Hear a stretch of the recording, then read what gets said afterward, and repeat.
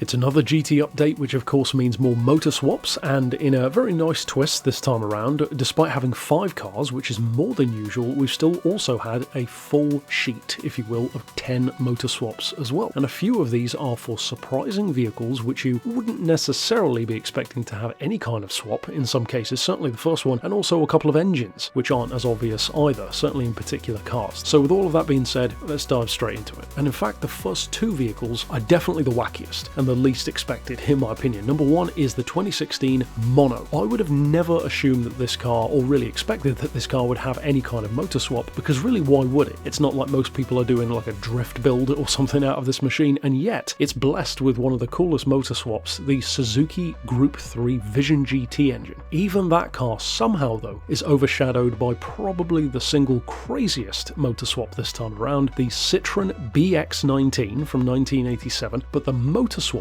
is, as you can see, crazy. The Pikes Peak Audi Quattro engine, which to me, if you needed a better example of this nudge forward toward needing drivetrain swaps, this would be it, because you could get so much more out of this car if you could swap it to 4-wheel drive with that engine, or even without it really, but certainly with it, because it's kind of like the Group B rally version of the Citroen. That car wasn't hugely successful anyway. This one though, if it had had that engine, probably would have been. The next one is one of a few vehicles on the list which had a motor swap already and are now doubling up. First up, the 1970 shape Dodge Challenger, super iconic car. It's got now the option, 2 very appropriate options, of the Charger Hellcat engine or the Challenger Demon engine. Going back to the point of the Suzuki, in kind of an unexpected car, but even on this point not quite as unexpected I would say as the Mono, the KTM Crossbow, but essentially having like the Ariel Atom 500 equivalent in a KTM Crossbow. That's a pretty cool idea. I do wonder if maybe some of that was what they were going for on this occasion, maybe not so much with the Mono, perhaps, I'm not sure, but either way, very cool engine to put into the car. Next up, we return to, as usual, the world of JDM, an S15 Silvia, in this form from 2002 of course, with the option of again 2 different forms, the 2JZ Supra engine or the GTR Nismo. Very capable engines, both pretty obvious choices for the car.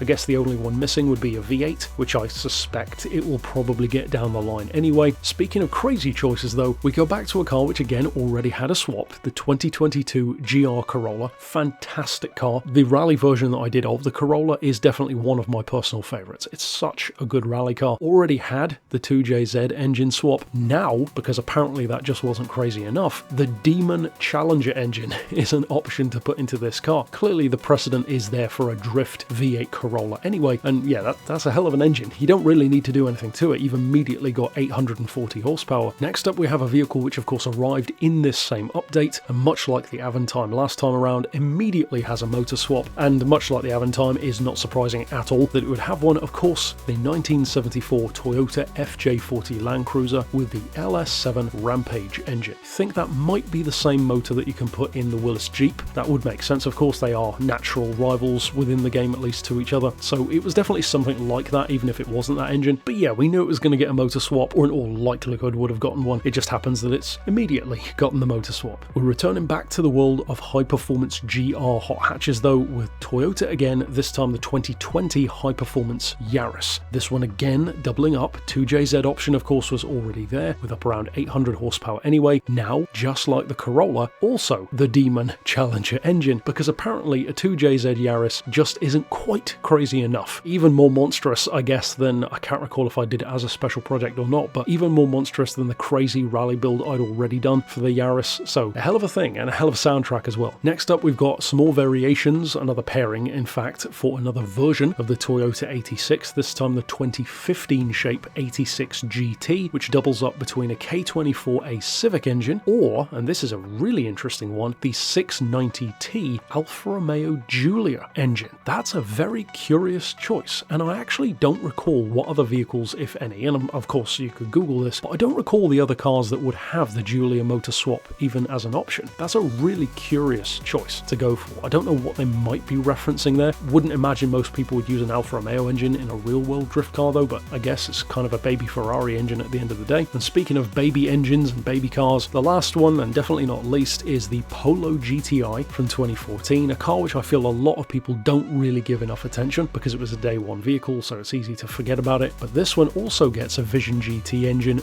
not the Suzuki though, much more obviously and much more appropriately here, the the Volkswagen Vision GT, the Group 3 GTI version. So like 550 horsepower, in other words, even in standard form in a front-wheel drive Polo, because again, it just wasn't crazy enough, apparently. And of course I did a couple of builds for that one of which you can see here, the Polo WRC edition. Even with 220 horsepower, it's a super fun car already, with the huge amount of power that this has got, immediately more than double that amount, and certainly way more, nearly 800 when you modify the vehicle, if I recall correctly. Yeah, it's kind of a story of interesting demon swaps and crazy hot hatches this time around, dominating the motor swaps. A really, really cool selection though. I kind of love these this time around, and I recall liking the ones last month a lot as well. So to Polyphony, I will say great job on the motor swaps. I really like them. Now stick around in the following days, of course, on the channel for individual car reviews of 1.63's new cars.